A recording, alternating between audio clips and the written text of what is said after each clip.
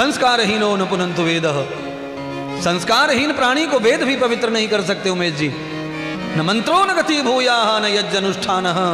जिसके संस्कार चले जाते हैं फिर उसे हवन पूजा से भी शांति मिलने वाली नहीं है।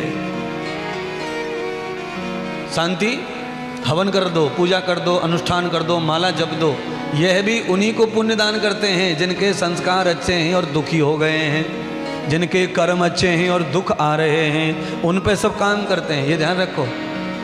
जिनको बीमारी का तीसरा स्टेप आ गया है उस पर कोई दवा काम नहीं करती है, फिर केवल मरना है और दंड भोगना है, दुख भोगना है। फर्स्ट स्टेज का दवा काम करेगी, सेकंड पे नहीं, थर्ड पे नहीं, बिगड़ता जाएगा रोग शरीर। ऐसे ही जीवन है जो बिगड़ता ही चला जाता है।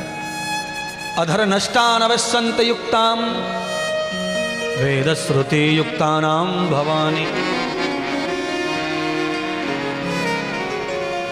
भगवान सूत जी ने कहा धैर्य पूर्वक बैठ जाओ, तुम जो सोच के आए हो, सुन के आए हो, वो सब प्राप्त होगा, पर ऐसे नहीं। पहले बैठो और बैठकर पहले धारण करो। क्या धारण करें? तो कहा गुरु मंत्र। पहले गुरु मानो, मेरे प्रति तुम्हारी श्रद्धा विश्वास जो है वो सुना हुआ है, तुमने देखा क्या है?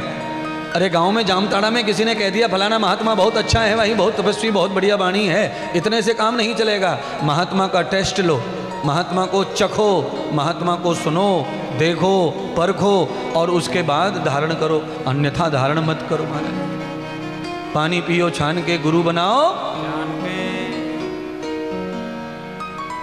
गुरु बनाओ। हाँ सुनिए ना, कपड़े देख करके, वेशभूषा देख करके हनुमान जैसे परम ज्ञानी को भी धोखा हो गया था। बोलिए ना, वेशभूषा पे विश्वास करके हनुमान जैसे परम प्रतापी को भी धोखा हो गया था।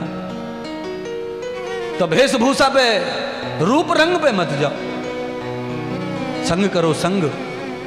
उनका व्याख्यान सुनो, समझो। यावते तंत्रान यंत्रौः। व्याख्यान सुनने से भी काफी पहचान हो जाती है। व्याख्यान में वही निकलता है जो उनके अंदर होगा। अंदर की बात को कोई कितना भी छुपाना चाहे वो छुप नहीं सकती। आज नहीं, कल, कल नहीं, परसों निकलेगी। क्यों? जो भरा है वही तो बाहर आएगा। अच्छा बोलिए, आज आपने मूली के पराठे खाए तो डकार काय की आती है? मूली की आवे गुरुजी, और गोभी के खाए गोभी के तो डकार गोभी की आती है। मैंने इसका मतलब क्या है? इसका मतलब है यदंतरम तदवय्यम, सूत्र है ये। मनुस्मृति कह रही है यदंतरम तदवय्यम, जो तुम्हारे अंदर है उसे कितना भी छुपा लो पर वो बाहर आएगा। सांस में निकलेगा, श्वास में निकलेगा, बात में निकलेगा, चरित्र में निकलेगा, व्यवहार में निकलेगा, रीति में निकलेगा, रिवाज में निकलेगा, परंपरा में। पर तुम्हारे खोटे या सच्चे जो भी हैं अंदर, वो आएंगे बाहर।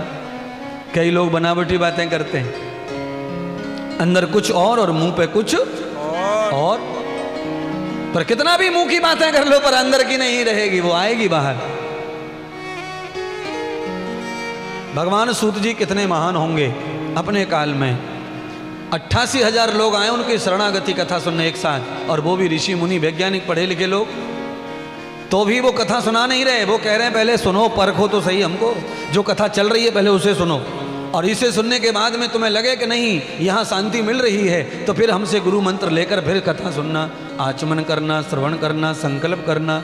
यंतम तदम पुण्यायाम। ए श्रोता भक्तों, जो भी पांडाल में आए हैं पहले 7 दिन कथा सुनो डट के, और कथा सुनने के बाद लगे कि मामला बहुत बढ़िया है, 7 दिन में महात्मा ने शांति शांति कर दी, सारी यादी व्याधि कष्ट निकाल दिए, और भाई मन बड़ा प्रसन्न हो रहा है, बड़ा आनंदित हो रहा है, तब ही गुरु मंत्र लेने का सोचना है। ऐसे नहीं कि महात्मा आगे गुरु बना लो, मंत्र ले लो, कंठी ले लो ना। कम से कम 7 दिन तो देखो, सुनो, समझो, चखो। भगवान सूत जी तुम्हारे चरणों को प्रणाम करूं, तुमने बढ़िया बात कही। कोई लालच नहीं था गुरुदेव बनाने का, गुरु बनने का, शिष्य बनाने का। अहम पुण्यम यथा पुरुषम आभ्यांतरुद्राम तद्भाव रूपम। तब भगवान श्री सूत जी उस समय भागवत ही सुना रहे थे, योगा योग। और जब भागवत सुना रहे थे तो भागवत की कथा में उन्होंने महात्म ही सुनाया था तब तक। तो कहा पहले आज के महात्म को सुन लो, बाद में संकल्प लेके कथा सुनना, शिष्य बन करके। कथा श्रवण करने के लिए अगर कोई शिष्य बन जाता है, गुरु बना लेता है और गुरु मुख होकर कथा सुनता है, तो कथा पूरा का पूरा भंडार भर देती है ज्ञान का, और कथा से कई गुना फल ज्यादा प्राप्त होता है। इसीलिए कंठी पहनकर कथा सुनना बहुत ज्यादा फलदायी माना है। गुरु बना करके, चाहे जो भी गुरु हो तुम्हारे, गुरु बनाया हो तो कथा लाभ पर लाभ पहुंचाती है। कारण है, गुरु बना लेते हैं ना तो साधु संतों के प्रति श्रद्धा हो जाती है किसी की भी। चाहे आप किसी भी गुरु की सेवा करते हैं, पर आपको सब साधुओं में अपना गुरु दिखाई पड़ता है, तो फिर आपको सबकी वाणी जो है प्रिय लगने लगती है और उसका लाभ भी अधिक प्राप्त होने लगता है। इसीलिए कोई भी निगुरे मत घूमो, सब लोग कथा में गुरु बनाओ। जहाँ महात्मा पसंद आए, कोई ज्ञानी कोई अच्छा रास्ता दिखाएं, उनकी शरणागति में जाओ, उनके साथ रहकर, उनके चरणों में रहकर उनके दास भाव से सेवा करो, समर्पण भाव से सेवा करो और संसार को भी उठ के चलाओ।